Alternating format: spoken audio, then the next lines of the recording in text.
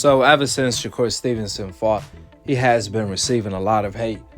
Now you guys know I'm one of Shakur Stevenson's biggest critics because I hold him to a higher standard. I even had to lower my standard bar when it came to Shakur Stevenson. Even then, I was highly impressed by his performance last Saturday night. He did everything he said he was gonna do. We can't blame Shakur for what Artem did.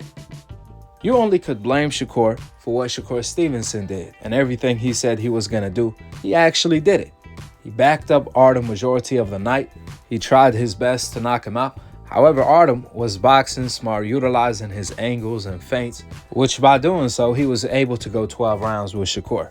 Of course, there were some things Shakur could have had done better. I told you guys, I felt Shakur could have had put his punches together better, went to the body more consistently, utilized his jab all night to set up his offense, and select his shots better.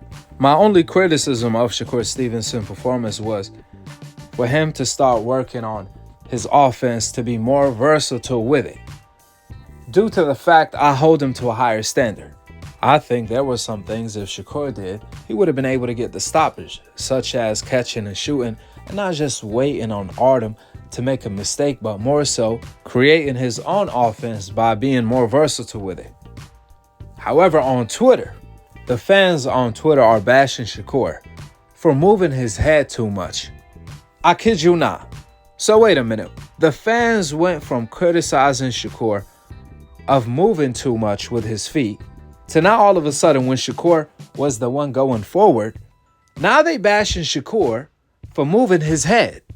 Really? What you guys are basically saying, you guys want Shakur to get hit. You guys want Shakur to stop moving his head and let his opponent punch him in his face so he can perhaps knock Shakur out. Are you kidding me? This is not criticism. This is what you call hate.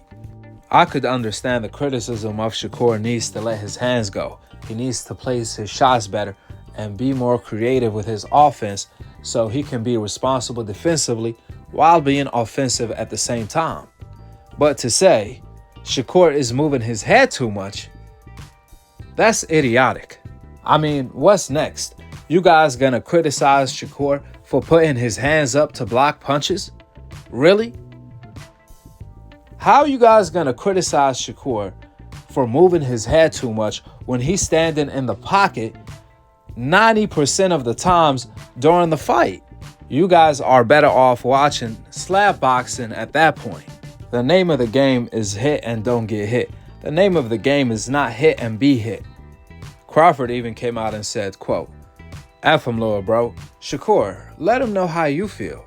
They letting you know how they feel. End of the quote. Shakur even came out blaming Gervonta for setting the bar too high when it comes to entertainment. Check it out.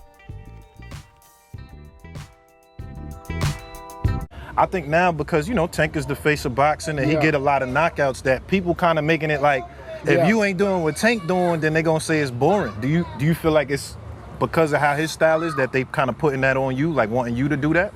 Yeah, but they got to understand, people is blessed with different abilities. Like he's blessed with a God-given ability that he crack you 9 times out of 10, you're going to go down. That's his ability. Yeah. I'm blessed with God-given eyes. My eyes is amazing. Yeah. A lot of people don't understand how good my eyes is. I can see really good. Like punches coming my way, I know how to get away from them right at any given time. And our abilities are just different. So they probably are judging me from a scale of him. But at the end of the day, he's a great fighter. He's a special fighter. I can't take none away from him, but I'm special in my own right, too. Absolutely. Well, Crawford is just as entertaining as Gervonta, so it has nothing to do with that. It has something to do. Well, I should say it has everything to do with black and white, the yin and the yang. Shakur knows better than to blame this on Gervonta. I mean, how else do you explain? Whenever Canelo Alvarez fights, I never hear you guys criticize Canelo for moving his head too much. It's the contrary. You guys praise Canelo for that. And if you guys want to talk about the knockout, Since when Canelo is knocking people out? When the last time Canelo knocked somebody out? When Canelo fought Triple G in the trilogy, he didn't knock him out, even though Triple G was already 40 years old. When Canelo fought Ryder, he didn't knock him out, and he was fighting in Mexico in his own hometown. The arena was quiet as a church mouse. That's right, according to the standards you guys have for Shakur, the Canelo versus Ryder fight was boring. His own fans was not cheering for him in Mexico. Nor he got the knockout against a total D-level fighter. Canelo couldn't knock out Munguia, who blocks punches with his face. Canelo couldn't knock out Jamel Charlo, who moved up 2 weight divisions. You guys said, oh, it was because Jamel was moving too much. But when Artem is moving, you guys want to blame that on Shakur. How come you guys didn't blame Canelo for that? Just like when Teofimo Lopez fought a week ago against someone named Steve, a D-level fighter. According to the standards you guys have for Shakur, the Teofimo Lopez versus Steve fight was extremely boring. I mean, his own fans was not cheering him on the entire fight. Teofimo Lopez was running the entire fight. However, let the fans and old media tell it, that was a good fight. Even the commentators during the fight, they never criticized Teo for moving too much or not being exciting, along with looking bad against a D-level fighter. To make matters worse, Mark Kriegel said it was a good crowd during the Teofimo Lopez fight, even though he fought in a movie theater that holds like 4,000 seats, and he couldn't even sell that out. The price for the tickets were $25.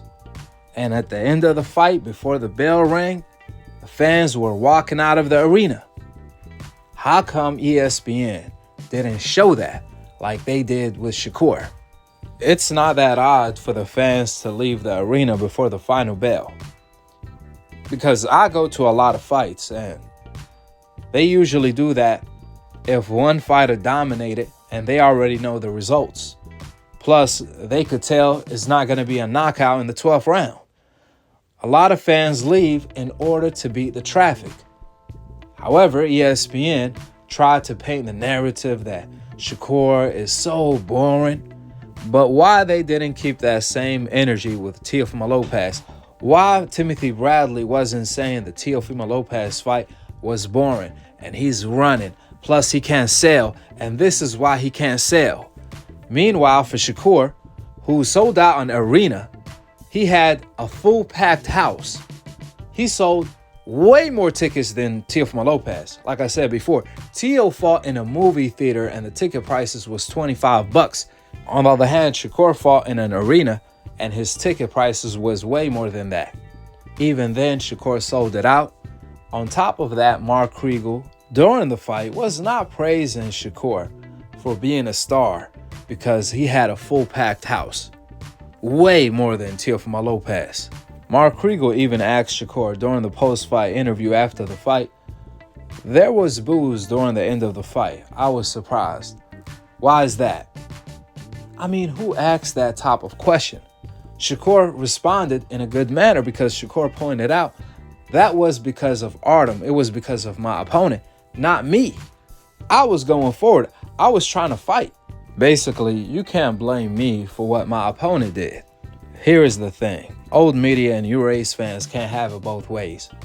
You guys cannot praise Willie Pep and brag about how he won a round without throwing a punch, just with his defense.